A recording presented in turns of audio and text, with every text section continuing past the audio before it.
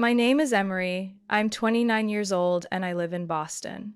And if someone had told me that my life would change completely in a single June morning, I could never have imagined it would happen the way it did. That morning, I walked into the lawyer's office wearing the suit Aunt Clara had given me for my very first job interview. She had passed away after a long battle with cancer, leaving me not only with an emptiness that words could not fill, but also with a staggering inheritance. When the lawyer read the terms of the will out loud, I could hardly believe my ears. More than $30 million in assets, her mansion, her shares in the company, the investment accounts, everything was mine. But just as he closed the file, the door swung open. Two people walked in. They smiled, called me sweetheart, and calmly declared, "We are still your legal parents," which means that fortune belongs to us. Have you ever had the people who once abandoned you come back only because of money? If you've ever felt that family only shows up when it benefits them, share your thoughts in the comments below. Hit like if this story touched an old wound of yours. And don't forget to subscribe so you can follow my journey.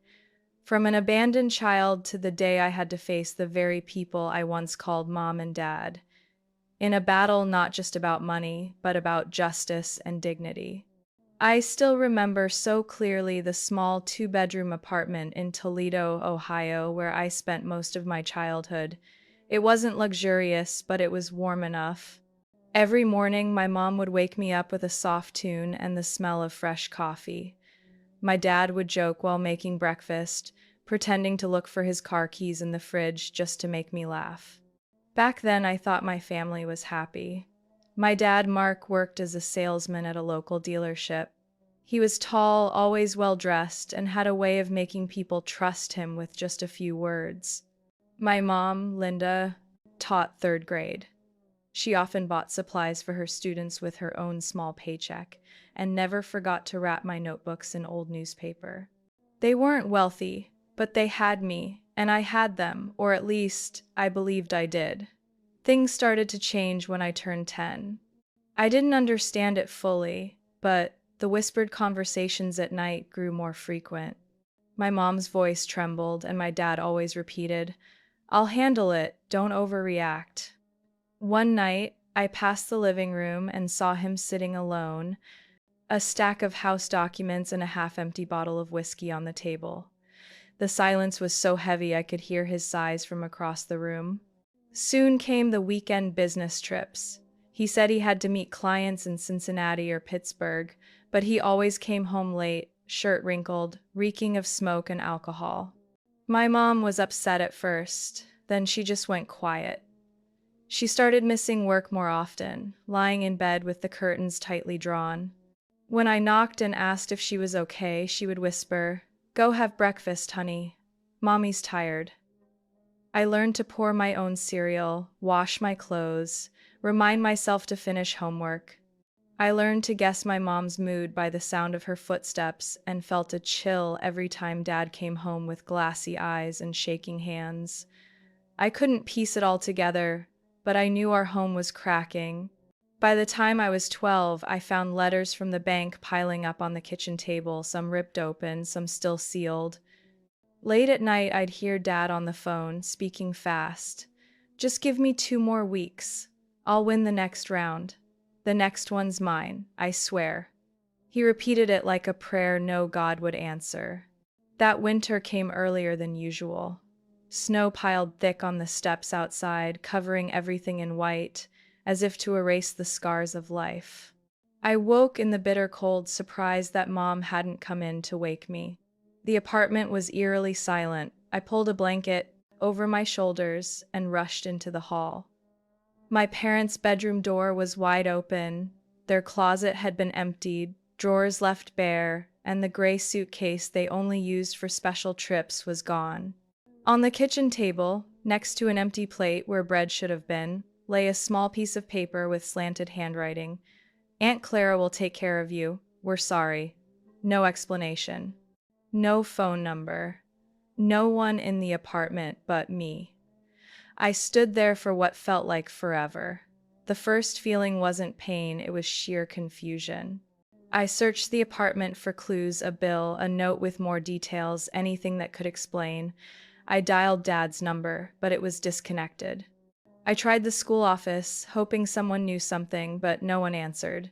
Finally, I called the emergency number taped on the fridge, Child Protective Services. A gentle voice answered, a woman named Mrs. Sanders. I barely managed a few words before breaking down, stammering, They left me. 4 hours later, a social worker knocked at the door. Her name was Joyce. She had a round face and eyes that seemed to have seen too much cruelty to be surprised anymore. She hugged me briefly, then started gathering my things. I was allowed one backpack, a few clothes, and a small photo frame from our trip to Lake Erie when I was 9.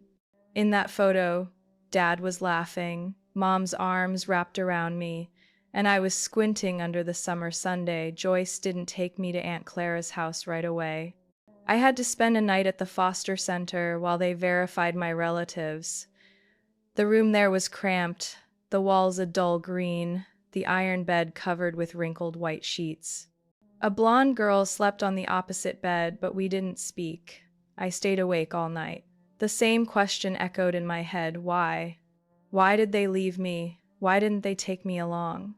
Why didn't they say anything? And most of all, why did they think I could survive it with just a scrap of paper and a few scribbled words? The next morning, a black car pulled up outside the center.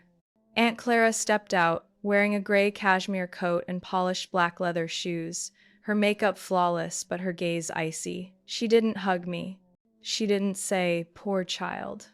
She simply looked me over and said in a low, even voice, "Pack up. We're going home." I didn't understand why this nearly stranger agreed to take in a child her own brother and sister-in-law had abandoned. I didn't know what my life would become, but I understood one thing. The car that took me away from Toledo that morning wasn't just a ride out of town. It was a turn that would change my future forever. The car rolled away from the foster center on that gray morning, snow lightly dusting the hood like a warning of the unknown life ahead. I sat stiff in the back seat, gripping the straps of my backpack, too afraid to ask, too unsure to speak. In the rearview mirror, I saw her eyes steady, unreadable. We didn't exchange a word during the 3.5-hour drive to Boston. She only stopped once at a gas station so I could use the restroom, then continued without music, without small talk. When the car finally turned down a tree-lined road, I saw towering black iron gates between two stone pillars, opening onto an enormous estate with manicured gardens. The Victorian 3-story house, with stained glass windows and sweeping porches, loomed grand and intimidating. "Get your things," she said flatly, not looking at me. I stepped out, my worn shoes sinking into the snow. She didn't help with my bags or guide me inside. I trailed behind her across gleaming wooden floors, down hallways lined with oil paintings and antique clocks. The scent of aged wood mixed with lavender oil made me feel like I had stepped into another world, one with no space for newcomers. My room was on the second floor, at the end of the hall. White door, 4-poster bed with thick linens, heavy, purple curtains, a desk by the window, books neatly arranged.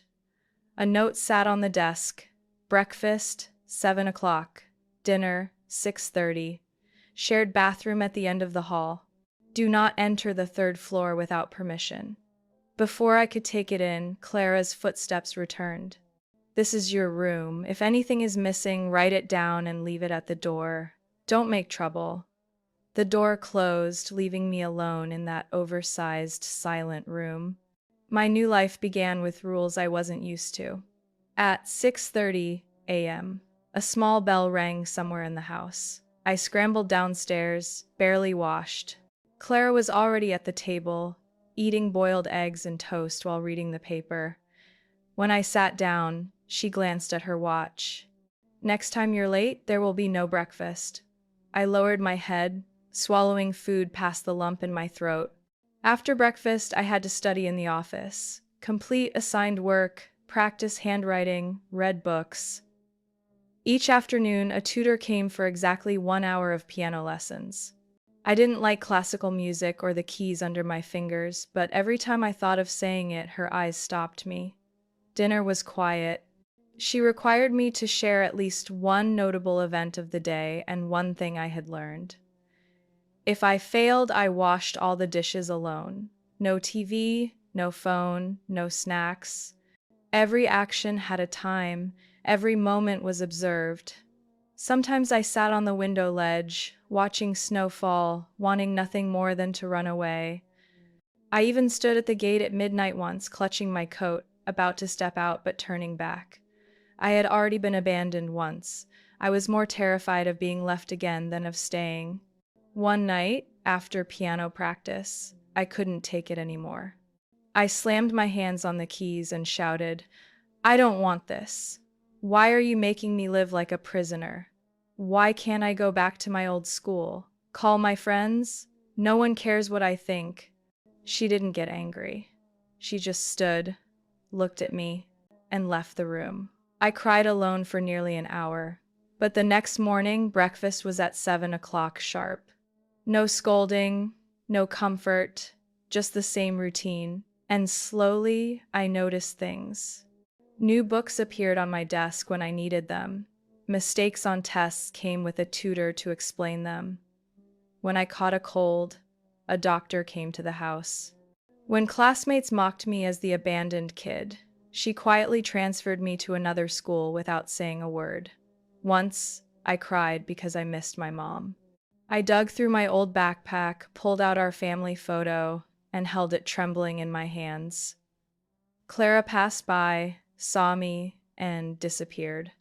A few minutes later, she returned, handing me a white linen handkerchief with the initials CH embroidered in the corner.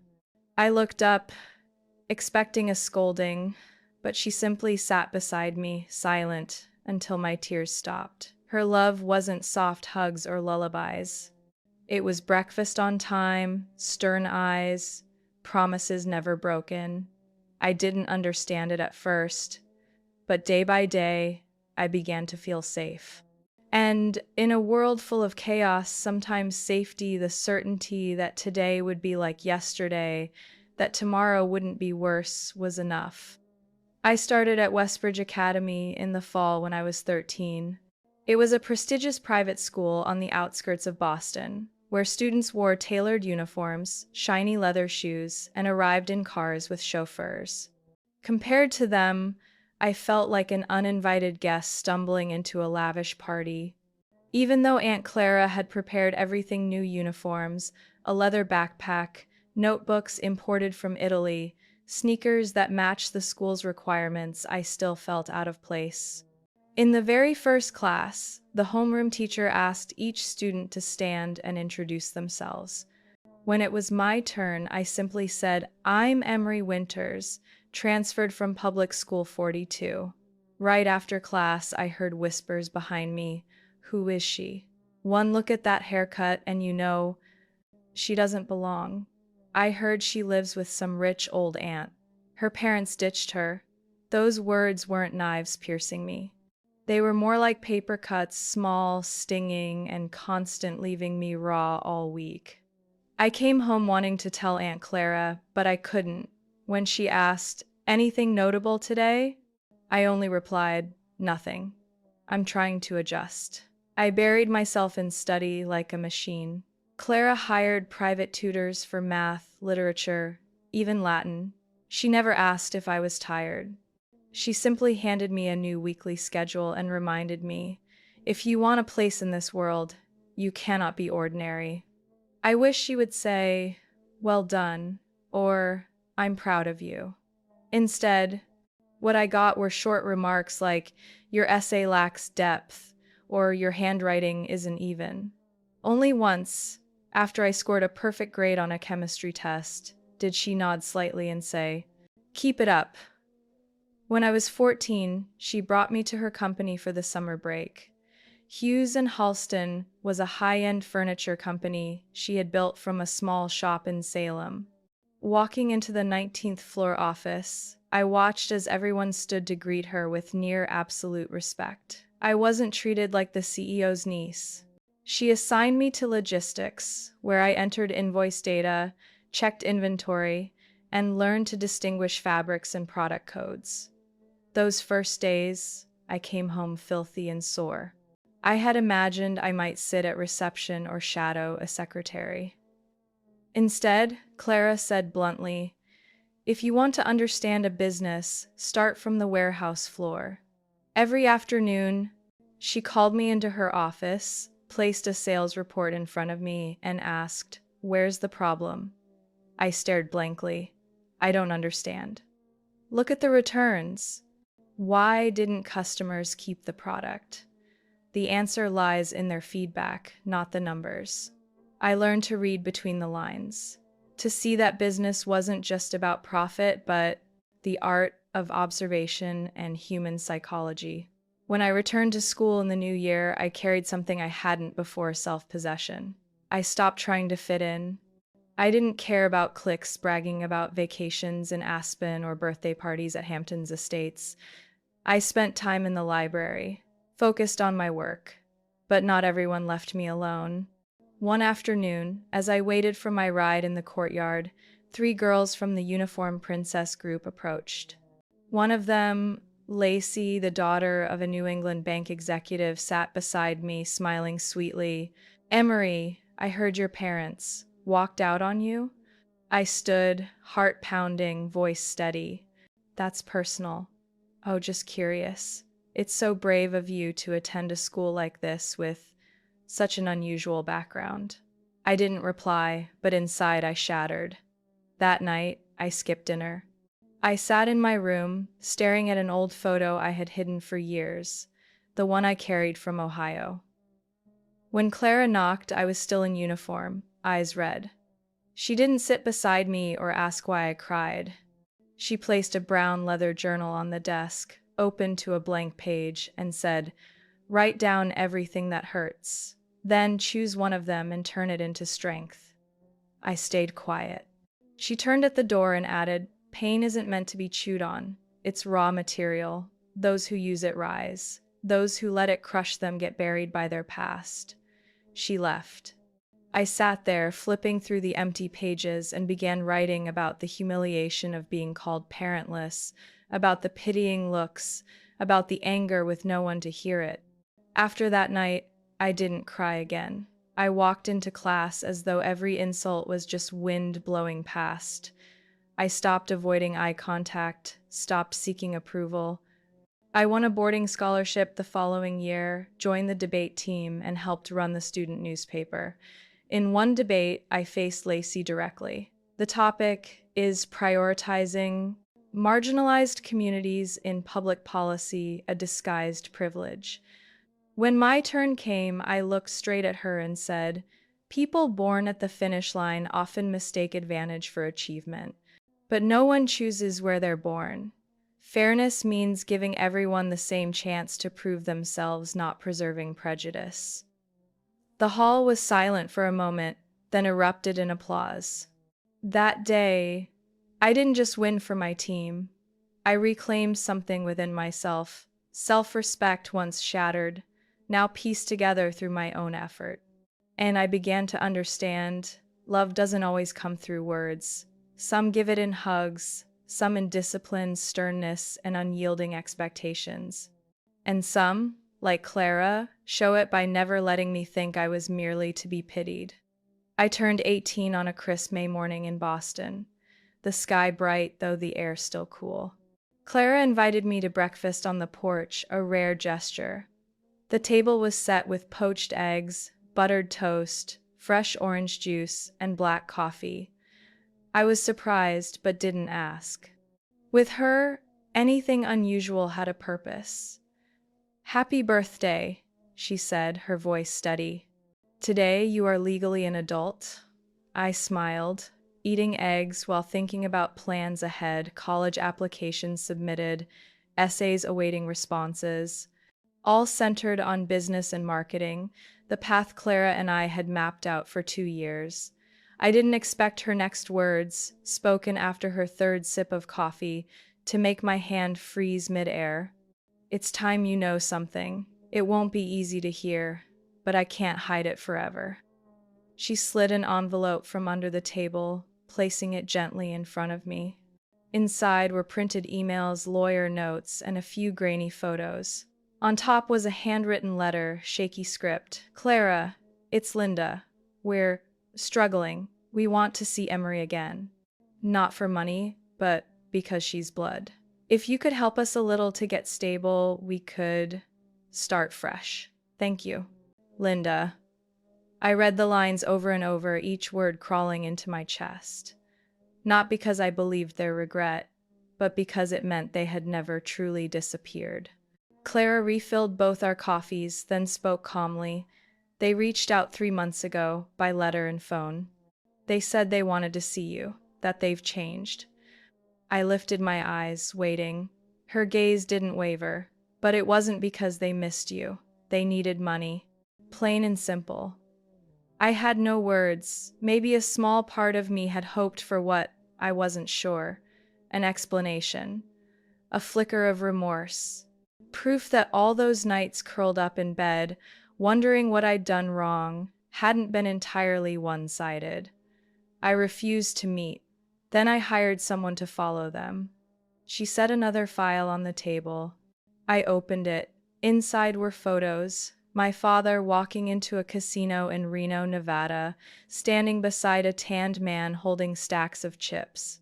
My mother carrying a tray of food at a shabby motel, dressed in a faded dress. I don't want you to think poorly of them, Clara said, voice steady. But you need the truth.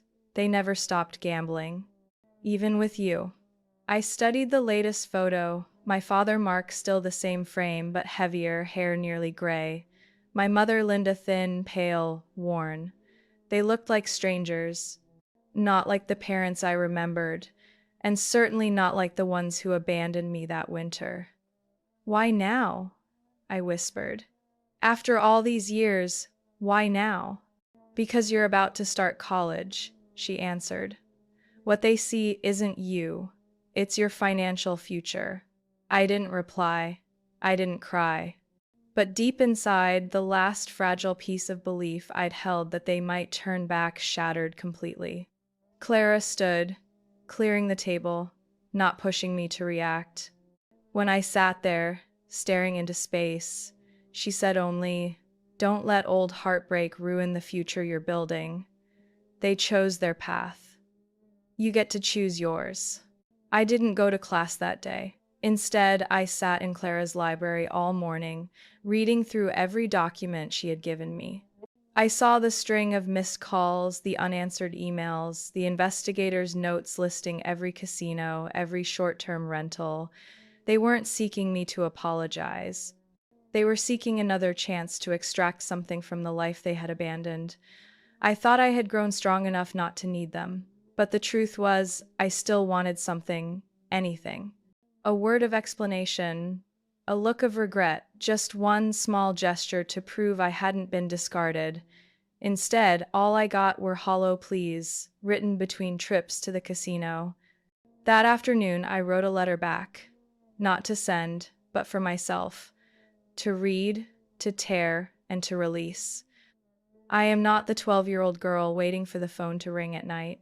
I am Emery. I survived. I grew without either of you. I placed the letter in the fireplace, watching flames devour each line, each word, each broken dream. When the ashes were gone, I stepped out onto the balcony and breathed deep. I discovered Aunt Clara's illness one August afternoon when sunlight streamed through her office window, spilling across neatly stacked files on her desk, arranged as they always were. She called me in, not with the usual bell, but with a lower, hoarser voice, as if she had swallowed half her strength. "Sit down. There's something we need to talk about." I sat across from her. Before I could ask anything, she pushed a sealed envelope toward me, my name written on it in slanted, deliberate handwriting. Not casual, but the kind of script born of careful thought. "That letter isn't for now, but keep it." I took it, unsettled by a feeling I couldn't name. Her gaze wasn't as sharp as usual. It carried something heavier, fatigue, depth, and farewell. I've seen the doctor, she said. Diagnosis, pancreatic cancer. Late stage. I heard every word, but my mind refused to process them. Everything around me turned alien. I had never imagined the day she would grow weak, let alone a world without her in it. Is there no way? I asked, my voice so faint it sounded foreign even to me. Surgery isn't an option. Chemotherapy might buy a little more time, but it will be hard. I'm considering it. I clenched my fists, lips pressed tight. She was never one to show emotion, and I had learned from her hiding tears behind silence. But at that moment, helplessness surged like a wave breaking inside me. I'll take care of you, I said, not as a promise, but as a command to myself. She didn't nod, didn't thank me. She only looked at me for a long moment, then sipped her tea. Good. We have a few things to prepare. The months that followed became etched in me forever. I rearranged my schedule at the company, tightening it so I could come home on time. I learned to administer injections, check her blood pressure, monitor side effects from chemo. The once quiet, orderly house now echoed with reminders to take medicine. The hum of an oxygen machine, the rustle of fresh sheets changed each morning. I cooked every meal, even though some days she managed only a few spoonfuls of thin soup. On certain evenings, she lay on the library couch, no longer strong enough to read, only gazing out at the bougainvillea vines changing color by the window. I sat beside her, resting my hand on hers. For the first time, I realized her skin was cold and thin, like tissue paper that might tear at a touch. I used to think I'd never be a mother, she whispered. I turned toward her but said nothing. She kept her eyes on the window. Not because I didn't want to, because I was afraid. Afraid I wasn't gentle enough, not soft enough. Didn't know how to soothe a child. Didn't know how to love the way people say you should. I squeezed her hand tighter. You don't need to be like anyone else, I said. You're the only one who never left me. She didn't look at me, but the corner of her mouth lifted. You're the daughter I never dared to have, she said, her voice no longer the commanding tone of a CEO, but a fragile murmur from a woman who had spent her life learning how to give love without breaking it.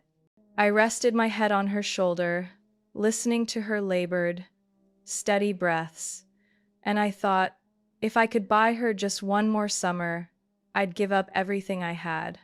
Her health declined swiftly. One day, after examining her, her private doctor pulled me aside in the hallway. Maybe only a few weeks, he said quietly, if not days. I didn't cry. I returned to her room, sat by her bed, and told her about the company and newly promoted employee, the Italian supplier contract finalized, the flagship store under renovation.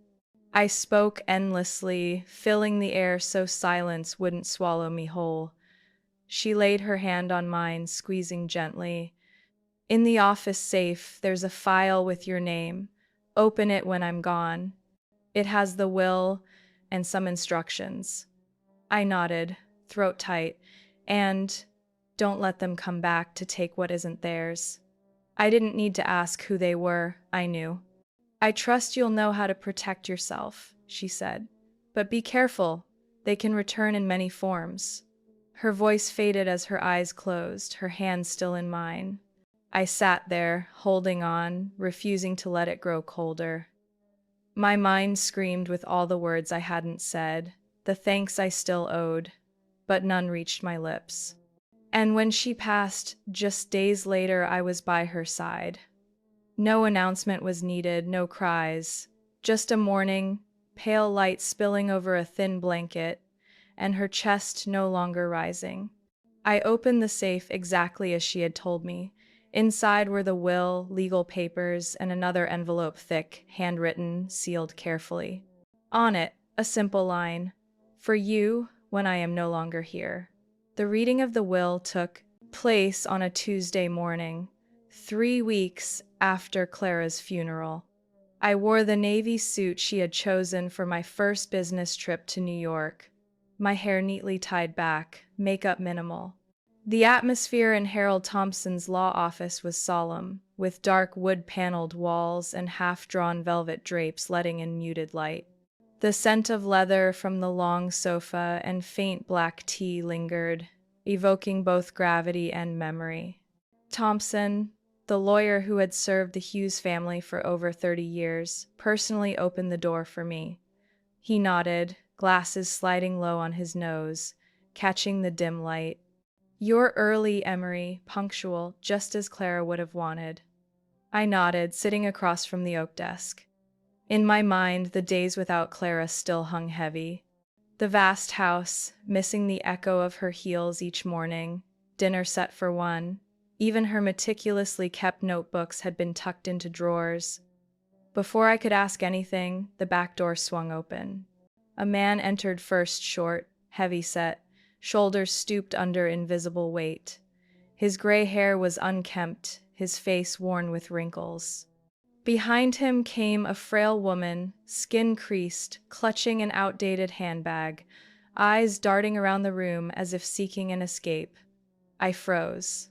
No introduction was needed. I knew them instantly. Mark, Linda, my biological parents. My chest tightened, not with pain, but with a mixture of shock, nausea, and a chill slicing down my spine. They approached with tentative smiles, trembling lips, as if 16 years of absence had never existed.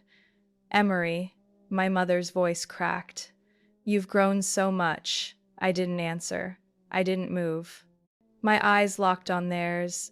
Every detail, the shabby coat, scuffed shoes, faint track marks on my mother's wrists struck me like living proof of how they had lived, while I grew with Clara. We saw Clara's obituary," my father said, his voice low. "We came to pay respects." Harold Thompson stepped forward, polite but firm, preventing the reunion from dragging on. "Please, have a seat, we'll begin." The room thickened with tension. I sat again, hands gripping my skirt hem to keep from trembling. They sat across, my mother's eyes searching desperately for connection, while my father stared at the file before Thompson. The lawyer opened the will, turning each page with practiced precision. He read each clause clearly: real estate, company shares, investments, trust funds, art holdings, intellectual property. All of it, without exception, was left to me. I, Clara Hughes, leave all assets detailed in this document to my adopted daughter, Emery Margaret Winters, whom I legally adopted under Suffolk County Court's ruling when she was 16.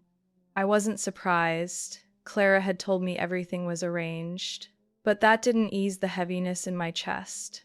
My mother's eyes shifted from watery to gleaming, filled with a hunger I had never seen, something greedy, calculating. "Excuse me," my father spoke, trying to keep calm. "Legally, she's still our biological daughter. I don't recall us ever signing away parental rights or inheritance." Thompson paused, adjusting his glasses. "Let me remind you, Miss.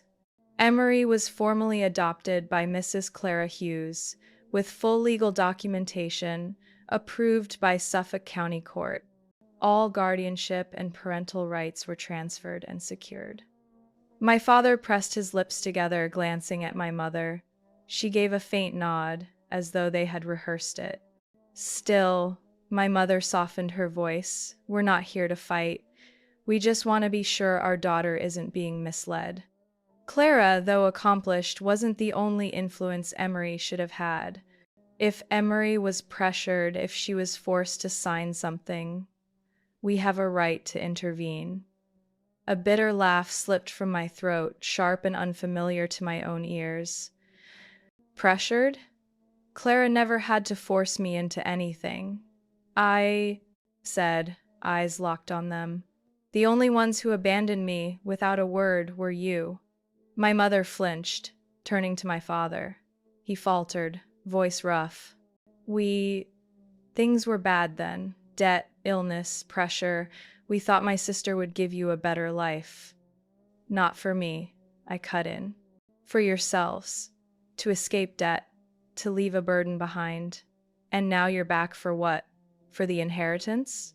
Thompson slid a slim file to his right, voice steady. As the will clearly states, if any legal disputes or claims are made regarding Clara Hughes's estate, the entire fortune, including company shares, real estate, and trust funds will automatically transfer to the nonprofit she founded, Clara Foundation, serving abandoned children. Not even the primary heir can alter this. The air froze. My father said nothing. My mother turned away, slowly dabbing her eyes with a tissue, though I saw no real tears. Thompson gave me a small nod, signaling the session was over. I rose, clutching Clara's envelope against my chest, my heart pounding. And when my eyes met theirs again, I realized the only thing they regretted wasn't the 16 lost years, but the fortune they couldn't touch. The next afternoon, I received a text from my mother. Short, loaded with implication. Could you give us one dinner? We need to talk honestly. No lawyers, just family. I read it over and over, then set the phone down.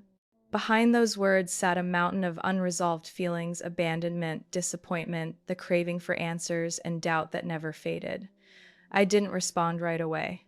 That afternoon, I wandered the back garden, where Aunt Clara once planted lavender along the path. The scent still lingered, reminding me of quiet summer evenings when two women shared a house, few words, but complete understanding. As the sun dipped low, I returned to my study, opened a drawer, and pulled out the envelope Clara had given me before she died. I hadn't opened it until then. Among the slanted, meticulous handwritten pages, one passage froze me. If the day comes when they return, not because they miss you, but for something else, trust your instincts. Don't let feelings mislead you. Some come to you by blood, but leave you by calculation. Be careful. I sat motionless for a long time before replying. Rosedale, 7 p.m. Rosedale was the restaurant Clara once took me to when I won my scholarship at 16. Warm lighting, discreet service, intimate yet dignified, a place calm enough to keep composure, private enough to avoid intrusion. I arrived on time.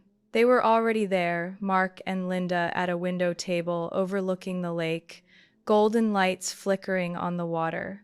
My mother wore an old dress, freshly pressed, hair neatly combed, lips tinted pale pink. My father had on his worn coat but wore a tie, something I had never seen him do. They stood as I approached, as if performing roles in a play they had written for themselves. You came, my mother smiled, faltering when I didn't embrace her. I nodded, and Saturday. The waiter brought menus, though none of us seemed to want food. Let's order first, I said evenly. No need to keep others waiting. We chose simple dishes, mushroom soup, seared salmon, salad.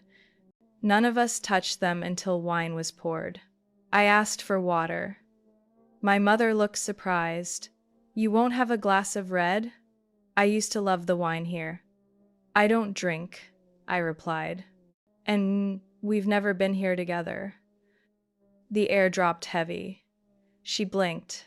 My father stroked his chin, feigning calm. Emery, he began, we're not here to dig up the past. We want to move forward. How? I asked, eyes fixed on him. We've thought a lot, regretted a lot, my mother broke in. We've lived restless, haunted lives, especially seeing you now, successful, strong, beautiful. I survived because someone stayed when you walked, I said, not sharp, but leaving no room to interrupt. My father sighed. I know you're angry, but if you look at this from another angle, you'll see. I tilted my head, waiting. You have so much, too much for one young woman to handle alone.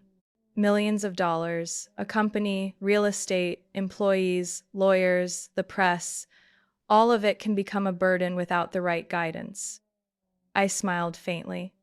And who would guide me? The people who left me with a note on a breakfast table? My mother touched my hand. I pulled it back.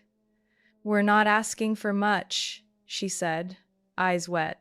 It's just, we're over 200,000 in debt. Creditors are threatening. If you lent us that, we could move somewhere decent, start fresh. I said nothing, just watched them. Every wrinkle on my father's face, every careful motion from my mother felt like rehearsed choreography. No shock remained in me, only the certainty that Clara's warning was playing out before my eyes. We're not asking you to support us, my father added. We just want a chance to be parents again. A chance that starts with a number? I asked softly. No answer. My phone buzzed. Unknown number.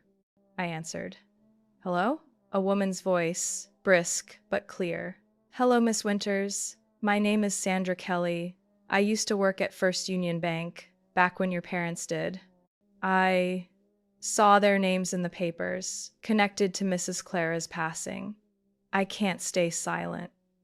I straightened. What is it you need to say? I handled the transfer 16 years ago, from Mrs. Clara's account to theirs. The memo read, Agreement to relinquish custodial rights. You should know. They took money to abandon you. I froze for a beat, then answered calmly, Thank you for calling. I hung up, set the phone down. My eyes met theirs. They waited clueless about what I'd just heard. I smiled, but not pleasantly. Strange, isn't it? I said. Some things buried for years resurface exactly when they're needed. My mother frowned. My father blinked rapidly. Something wrong? He asked. I shook my head, poured more water. Nothing. Just, I was reminded some debts don't live on paper, and they're never erased. The next morning, I walked to the lawyer's office in silence. The sky was silver gray, like covered in ash, the scent of early brewed coffee drifting through the hallways. My steps weren't hesitant, but my mind weighed something far heavier than money disputes. I wasn't angry anymore, just cold, like cooling embers. Attorney Sanderson waited on the third floor. His pale gray suit was neat as always, his sharp eyes softening when they met mine. After brief greetings, he led me into the conference room where a thick stack of documents lay before me. I know you had a difficult dinner, he said gently, as if long accustomed to broken family ties. And I believe it's time you saw the full truth, no filters, no emotions. I nodded. He opened the file. Before me were clear, dated bank statements. Each line showed transfers from Clara's account to those of Mark Winters or Linda Gray. Not small sums. 50,000, 75,000, even close to $200,000 at once. Beneath them were signed documents firm, undeniable signatures. Receipts acknowledging the money and agreeing to voluntarily relinquish custodial rights of Clara Winters over Emery Winters, born March 5th. I held my breath as Sanderson slid a recording device across the table and pressed play. A hoarse, familiar male voice, my father's. I told her, if she wants to raise the kid, let her. But don't think we're out for good. Maybe in a few years she dies first, then the child's fortune naturally reverts to blood. Then my mother's voice, steady, unhesitant. She thinks money cuts us out. But laws change, who can say? Blood is still blood, just stay in touch. With lawyers, if she dies, we can still claim it all. I shut my eyes. The room spun. My chest didn't ache, it was hollow. Sanderson stopped the recording. Without looking at me, he opened another file. Certified affidavits, court approvals, Mrs. Clara wasn't just your guardian, he said evenly. 3 years ago, when her health declined, she finalized full legal adoption. Complete signatures from the court, the prosecutor, and a revised birth certificate. Legally, you are no longer the daughter of Mark or Linda. They surrendered those rights. He handed me the document. My name, Emery Claire Winters, centered neatly, stamped with the Massachusetts State Court seal. No tears fell. Only a long breath pulled from the bottom of my chest. But they're trying to claim again, I said, my voice rough. They're planning to sue, and that's what you need to know. He slid another paper across a clause from Clara's will, officially filed with the court. If any dispute arises from outside the legal line of inheritance, including your biological parents, the entire estate bypasses the heir and transfers immediately to the Clara Foundation for Abandoned Children. I stared at the bolded, so no child scarred by abandonment will be exploited again by those who once rejected them. She planned everything, I whispered. He nodded. She didn't want her legacy to be just wealth. She wanted a shield for the daughter she chose. I stayed quiet. In my mind, Clara sat in her wicker chair by the window, chamomile tea in hand, eyes distant yet steady. She never promised I'd be safe. But she left everything so I'd never fight alone. Now we need to know, Sanderson said softly. Do you want us to issue a formal demand for them to drop any claim? If not, the entire estate will be executed directly into the foundation, exactly as stated. I picked up the pen, my hand slightly trembling. Then I pressed it.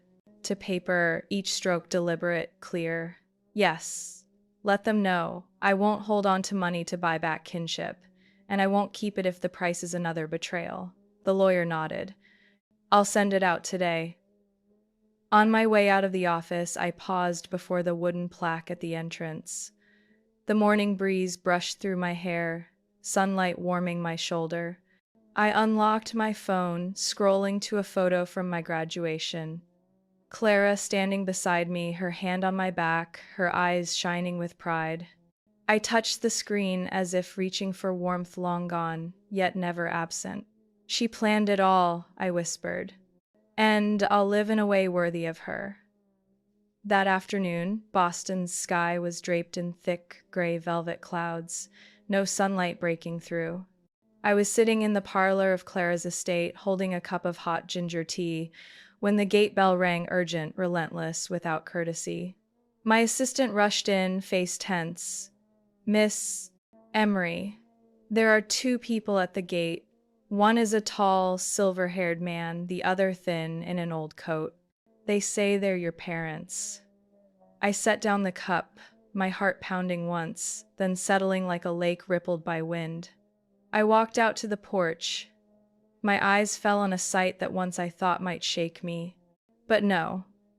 They were just two ordinary, worn-out people, clumsily staging a role they no longer fit. My father, Mark shouted, "We have nothing left to lose. This was your mother's house, and it's where you grew up. Our blood was stolen from us." My mother, Linda, trembling, tried to sound broken. "Sweetheart, we're still family, aren't we? They can't use money to cut away something sacred." I stood still. Behind me, my assistant discreetly pressed the security button. Attorney Sanderson arrived just then, carrying a thick file. He didn't look surprised. Perhaps he had foreseen this.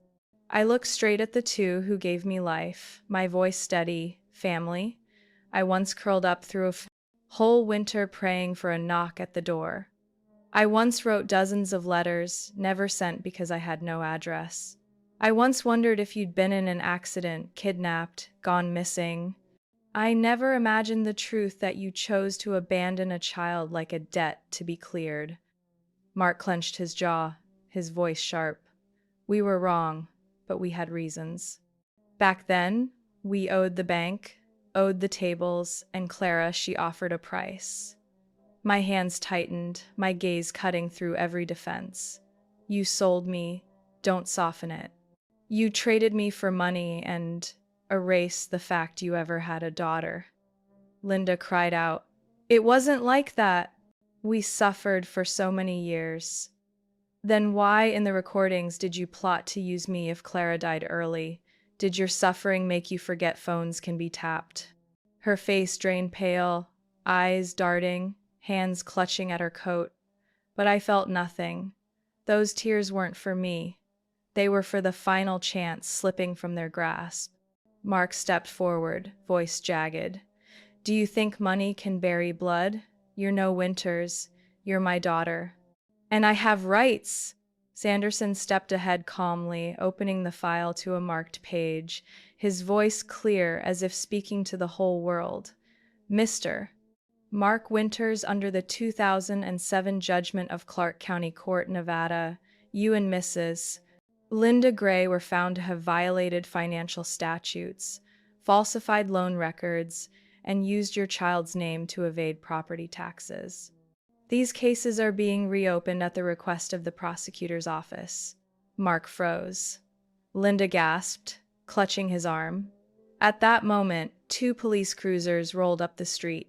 Doors opened, officers in uniform strode to the gate. One held out a warrant.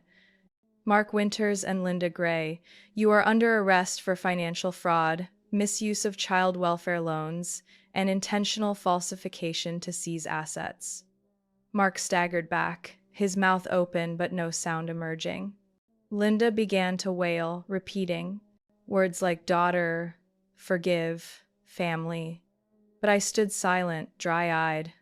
As they were led away, Mark turned back, his eyes wild. We were family, Emery. Even with money and lawyers, you can't change the blood in your veins. I answered, soft as breath. You sold that long ago. Don't use it now as an excuse. The iron gates closed behind them, the wheels of the cruisers rolling slowly down the stone road. I remained there staring at the gray sky, but inside I was no longer cold. Sanderson came beside me. From this moment, he said gently, no one has the right to touch you or Clara's legacy. I turned, nodding slightly. I'm not here because of money. I stood my ground because, if I didn't, the child once abandoned would never be heard. I walked back into Clara's house. No longer a shelter for a lost child, it was the home of a woman who dared to rise above pain to defend herself. 6 months flowed quietly, like water slipping through open hands. Each moment I sat in Clara's office now, mine was steeped in her presence. No more interruptions, no more probing eyes, no more meaningless battles. Only me, 29 years old, at the walnut desk Clara used for 3 decades, beginning a chapter I once couldn't imagine. I didn't take over the company because it bore her name. I did it because beneath contracts, numbers, and strategies lived the devotion of a woman who protected a child not of her blood. I wanted that company to keep breathing, to sustain what Clara believed in. I started with the smallest things. I didn't change the logo. I kept the photographs lining the halls, portraits of orphans, the very children Clara Foundation supported for years. Then I expanded the mission, officially establishing the Clara Fund, an independent nonprofit devoted to abandoned children, especially those without records, without names, without relatives to claim them. We provided not just food or money, but legal counsel for adoption, documentation, and pathways to real families.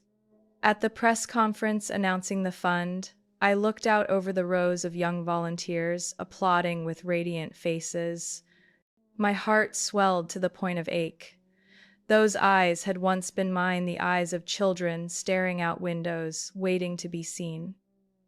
One weekend evening, I returned to Clara's room. Everything remained untouched, as though she'd just stepped out for a few days. On her desk sat an old frame. I opened the bottom drawer. I'd done so a dozen times before, but this time my hand stopped at something small, firm, wrapped in dark velvet. A wooden box. I placed it on the desk and opened it. Inside were photographs of me from grade school, clippings of local newspapers praising my academic awards, pictures of me on stage receiving a city, writing prize every milestone of my life, carefully preserved. I had never told her about those moments, yet she knew. She had watched, remembered, and kept them as treasure. Beneath the papers was a stack of yellowed envelopes, letters unsent, Each bore my name in her slanted, delicate hand, but none had stamps or dates. Some only a few lines. Others filled both sides of the page. One lay apart, in a pale blue envelope, likely written when her strength was nearly gone. I opened it. The handwriting shook but remained unmistakably hers. My beloved daughter, by the time you read this, I may no longer be with you. But I want you to know one thing I never dared to say out loud: you are not just a child I sheltered. You are the most beautiful choice I ever made. I once lived only by reason, but when you arrived, I learned some things can't be measured by plans or money. You are home, you are peace. You are everything I wish I had realized sooner. I'm sorry I never said this aloud, but every action, every decision I made was for you. Live brightly, live strong, not to repay anyone, but to be fully yourself. With love, Mom. I sat for a long time, not knowing when the tears began to fall. Not sobs, not gasps, just quiet drops sliding down, as if my heart had finally found the voice it had waited for all these years. Clara didn't just save me, she gave me a name, a home, and at last, recognition the world never offered. On Sunday morning, I drove to Mount Auburn Cemetery, where Clara rests. Boston's sky was unusually clear. I wore a simple black dress, carrying white peonies, her favorite. I knelt before the marble stone engraved with her name, no one else around. Only a breeze, leaves whispering, and memories drifting through the air. I laid the flowers at her grave and whispered as if to myself, "Mom, I've read all your letters. I've felt the love you kept hidden, and I promise I will live in a way worthy of your legacy." A gentle wind brushed my cheek, carrying the faint scent of the tea trees nearby. I didn't turn back, but inside, something softened, warm, like somewhere she was still smiling. My story ends at the place where Clara rests, but my feelings do not. Perhaps we all carry scars from our past family blood ties, or silence where there should have been presence. I don't share this to accuse. I share it for anyone listening, anyone watching, to say this: family is not always defined by blood. Sometimes, family is the one who stays, who holds your hand through darkness, who quietly gives love without needing it named.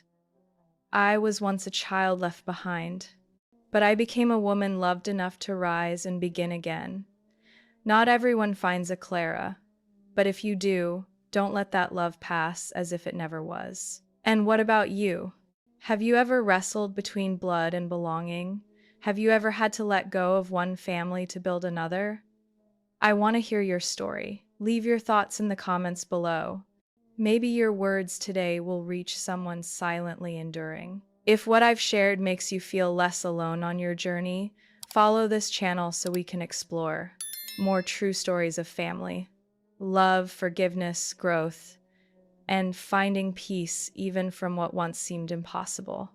Thank you for listening to my story. I'll see you in the next one.